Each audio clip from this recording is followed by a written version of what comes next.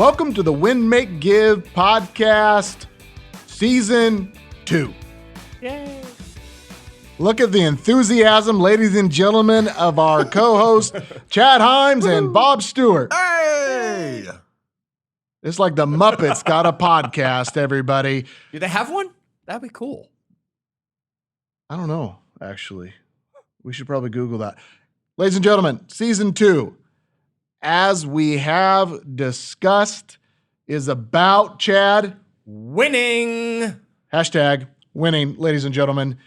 We know that if we study winners who have lost and then won, or have won and then lost, historically and now, and if we study the strategies, systems, and habits of the most successful, productive, happy, healthy, rich, tall, tan, handsome, if we study all those things, ladies and gentlemen, we will find success ourselves.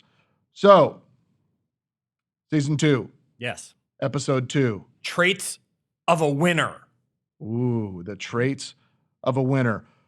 We spent months reading, studying, thinking, brainstorming Season 2. And we're starting this episode off with, as Chad already pointed out, the traits of winners. Yes. The first trait that we came up with was best said by Vladimir Horowitz. Dave, roll it.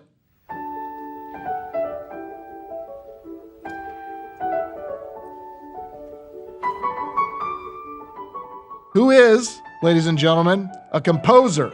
And? Because I am too afraid to try to pronounce pianist Very good, man. on a podcast live. That was scary. What our homie Vlad say, Chad? He said the difference between ordinary and extraordinary is practice. Bob Stewart, the difference between ordinary and extraordinary is Practice? practice, ladies and gentlemen. Practice, practice, practice. Practice makes what, Chad? Permanent. Ooh. Practice makes permanent, folks. Remember, perfect practice makes perfect. Because Yeah. if you're practicing something wrong, you're going to get it wrong again and again and again. You've got to remember to practice and learn through practice to make it perfect. It's so easy when you think about winning to equate or relate it to sports, Yes. right? We know professional athletes like Bob Stewart, Mm-hmm. they never stop practicing. Right. In fact, Bob, what proportion of a professional athlete's time is spent practicing versus in a game? 98%. 98% practicing, Yeah. right? And they do it time and time and time again. Right. I don't know how many free throws that, who's a basketball player? Michael Jordan. Yeah. Kobe Bryant. There's a whole bunch of them. Steve Nash, Luke Ridnour. Who do you want? I don't know. There's more than 4? Anyway, how many free throws? Is that how you say it? Yeah. How many have they done? I mean, when I was in high school, we used to have to shoot 100 every day before practice ended. I mean, these guys have shot in millions of free throws. I think the story about Jordan was he would have to hit 100 free throws after every practice before he let himself leave. In a row. In a row. Yeah. So if he missed one, he had to start over. He couldn't leave till he hit 100 in a row. Yet he didn't make 100 during any game. What we know is that anybody can achieve extraordinary success when they practice, and what they're practicing is a proven formula. Like, I could literally go out there and throw 10,000 free throws, Bob, and still not be good if every single time I did it in a poor way. I'm snickering because you throw your free throws. That cracks me up. But yeah, you could shoot a bunch of free throws. Or throw Well, that's what them. I'm talking about, right? It's not practice makes perfect. Because the way you practice, you would not have a perfect free throw. Free throw? You would have a permanently bad free throw. Why are words so hard for us today in the Win, Make, Give podcast, where we showcase pianists And free throws. and free Free throws. throws. For throws. Here's what we know is that people who win and then stop winning, they forgot what got them to their first win. Yes. They stop practicing. Real winners, and for me, it's not about who won once. We want to study the most winningest, another big word, Good word. the most winningest athletes in the world, the most winningest investors, Salespeople, leaders, salespeople, trainers, authors. Yeah. What made them win time and time again? By the way, that reminds me of a phenomenal book called Captain's Class, Mm-hmm. where Sam studied the most winningest teams in history. And he figured out that there actually was a secret to what made those teams win. But you got to go read the book to find out, or go back and listen to season 1 because we covered Sam's book. Yes. Okay. How much time every single day are you going to commit to practicing the most important parts of your life? Whatever that might be. How long do you look at a stock before you buy it? How long do you practice buying that stock because you keep looking at it and doing research before you finally pull the trigger? I think I practice buying stocks, and then some I lose on and some I win on. And you learn. So you get better and better at your picks as you go. Yeah, and the first time that you do that, you just don't risk as much. Right? All of these areas take practice. And if you want to be a master, then that's what you do. Right. You know, many of you don't maybe know my dad, who's a phenomenal photographer. Oh my gosh, they're gorgeous. Mike Kinney, by the way, if you want to look him up, MikeKinney.com. But my dad really, truly was one of the world's best fly fishermen. Right. And ever since I've known him, since I was a baby, I was sitting on the beach or on his back or being carried across the river or asleep in the car while my dad fly fished. You know what he did after work, Bob? Fly fished? He fly fished. You know what he did on the weekends? Fly fished. Do you know what he read about? Fly fishing. Do you know what when he was doing hobbies, he was tying flies to go fly fishing. Yeah, you know what he loved teaching people? I'm going to think about this one for a sec. Bob, do you know? I'm gonna fly fishing. There you go. And he became truly a master of it. And I didn't really realize it growing up, but then I was about 21, 22 years old, and I was in Switzerland with Tim, of all people. And Tim and I wandered into a fly fishing shop in Switzerland randomly. We just, oh, that's interesting. We walked in. Guy didn't speak English. He spoke Swiss German. And we walk up towards the counter, and on the wall, there's a picture of a guy sitting in the woods with this whole German paragraph about this dude. And I look at it and I say, that looks just like my dad. Guess who it was? Get out of here. It was my dad. There was this article in a fly shop in Switzerland about my dad as a fly fisherman, because he became one of the world's best at specifically using a two-handed fly rod, which is called a spey rod, and he became a master of spey casting. He designed some of the best lines and rods that were out there. It didn't really ever equate to me that he had become that master, but that's what he'd committed his life to. You know, and I haven't talked to your dad in a while, haven't had the chance to bump into him. I'm going to bet, Ben, he's reading books about photography now. I'm going to bet he's taking thousands of pictures of the nature shots that he's taking that he puts up there. And I'm going to bet the way he's going one day, you're going to walk into some shop or art gallery or something, and it's going to be hanging up there on the wall because he practices again and again and again until he gets right what he's doing and becomes a master of it. Yeah. He wins at it. He's watching YouTube videos on photo editing at late 60s, right? Yep. He is spending time taking thousands of pictures of eagles and herons and ducks and coyotes and elk and all the animals that he's a wildlife photographer, right?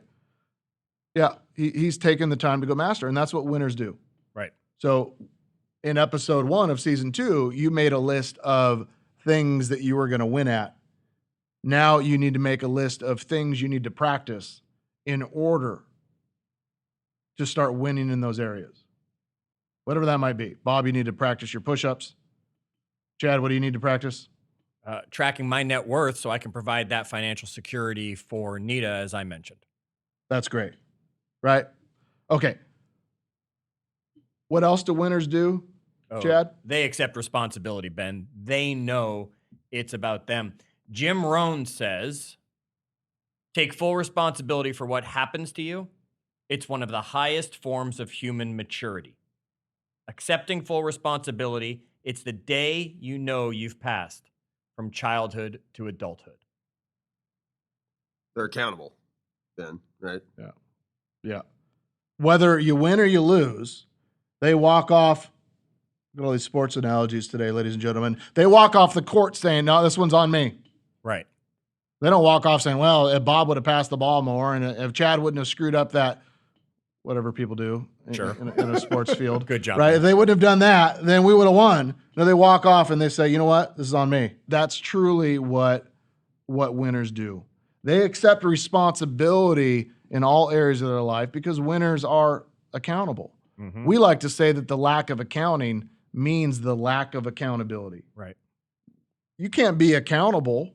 You can't accept responsibility if you don't know where you started and you don't know where you're at and you don't know where you're going, not in your weight, not in your finances, not in your relationships, if you don't evaluate where you're at and what the other person wants.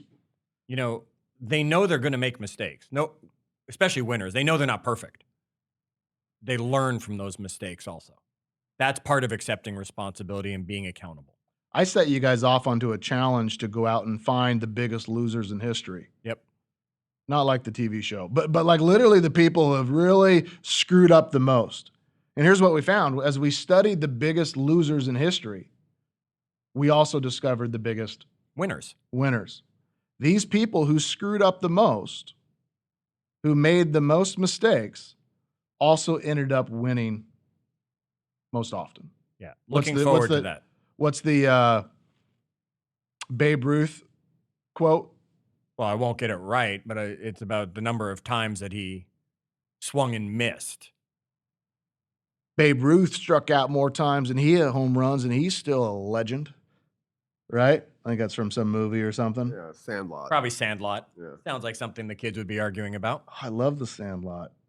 Yeah, I Killing love me, that. Smalls. Let's go.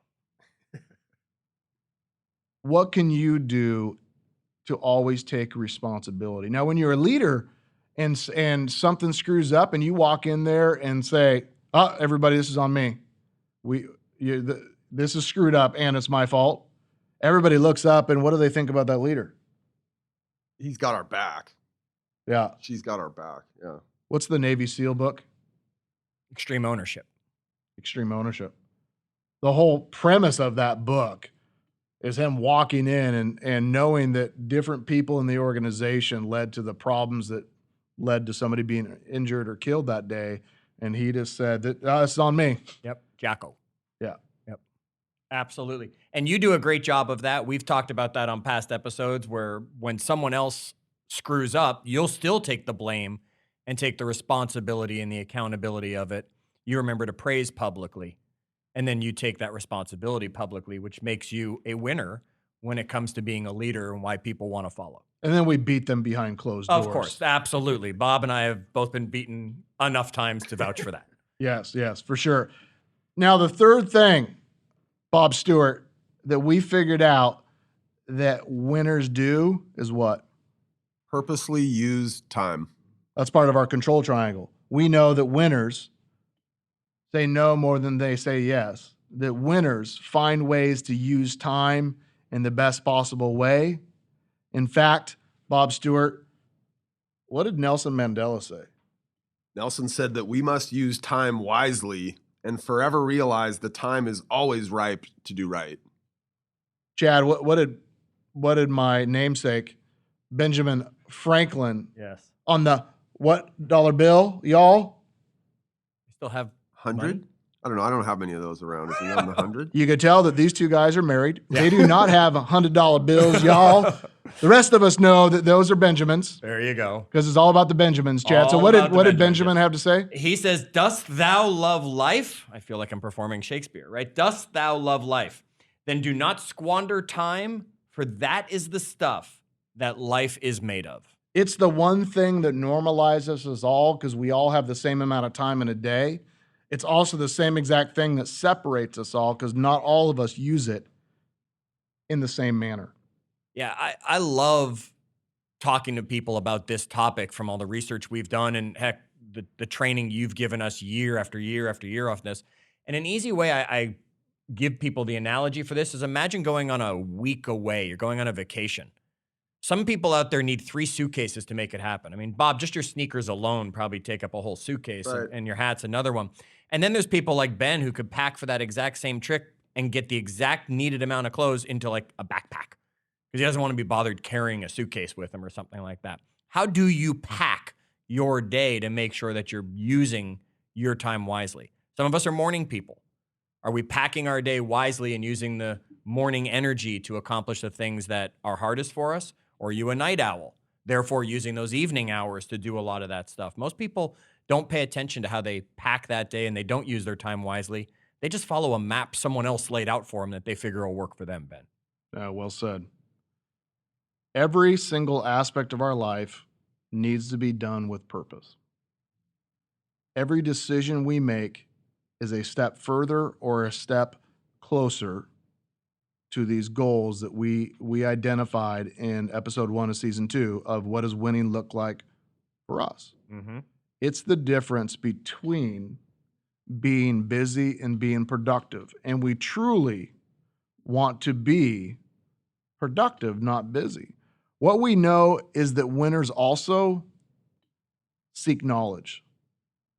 Isn't that interesting? Because that's the first level of your control triangle, how people think and the knowledge they're seeking. We should have reordered these. We absolutely, This, right? this would have been the control triangle revisited. Yes. Ladies and gentlemen, Gentlemen. gentlemen. What did Socrates say? Oh, I don't know an accent to do for Socrates, but it's the only true wisdom is in knowing you know nothing. I don't think he had an accent. I think it was probably in Greek. Okay. I don't speak Greek, so I don't think it was actually in English when he was hanging, right? He was eating grapes, getting fanned, and thinking really smart things. He said, the only true wisdom is in knowing you know nothing. What is our commitment to knowing more, to fixing our mindset, to having more knowledge? Here's a question that I ask myself in leadership. What new value can I bring to my people today? Now, I don't have a pocket that's filled with all the value that everybody in the world needs, right? I have a little bit of value from yesterday that I already gave out. Now, they don't want to hear the same stuff again. That would be a rerun. It'd be like freaking MASH playing every single night. Still good, though. Still good. That's one I could never get into. Oh, Bob. They need new value every day. Yes. And unless you're a genius, which the three of us definitely do not qualify Added together, for, I'm right? not even sure. We have to ask ourselves the questions every single day. What new value can we bring to our people? Mm-hmm. You know, winners, they don't think that they have all the answers. Mm-hmm. In fact, a winner actually doesn't have to have an answer. Same with leadership. Leaders don't wake up and say, hey, I know everything. A leader simply says, I'm committed to walking with you hand in hand until we figure it out. Yep. It's a big mistake that people make is they think they have to have all the answers. Then you just sound like an idiot because you just say a bunch of stuff that isn't true. Your real job, if you really want to win, is to have a commitment to figuring it out, not to always having the answer. What I missed there? I think you got it right on the head with that one, Ben, that we know that answers are going to change too. What was a good answer last year, not going to be a good answer this year. If we just went back one calendar year, we're before the outbreak. Okay. Answers changed over the last 12 months, and they're going to change again over the next 12 months. So if you think you have the answer and you just stick with your answer, soon enough, your answer is going to be wrong. You guys remember that nuclear power plant in Japan that was damaged in the earthquake? Yep. They built that plant to withstand the largest earthquake that Japan had ever recorded. What was the problem with that mindset? They thought they couldn't get a bigger earthquake. They thought that the biggest earthquake that would ever happen had already happened. That's actually not true. Knowledge is not just about studying the past. The Right. past can actually create these false ceilings for us. Knowledge, seeking knowledge, is about learning what could happen in the future, what's happening now, and what's happened in the past. Give me a few ways to seek knowledge that winners would seek knowledge. So I know you read regularly.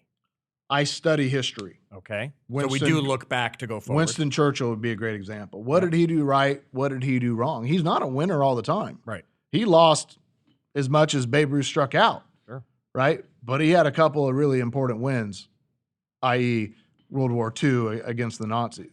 Yeah, that's a right? little bit of a big win. Studying what I'm going through now, what are the actual problems that we have today that we know that are happening? What are the things that I need to know today to just survive or to keep us moving forward? So would you say winners have mentors?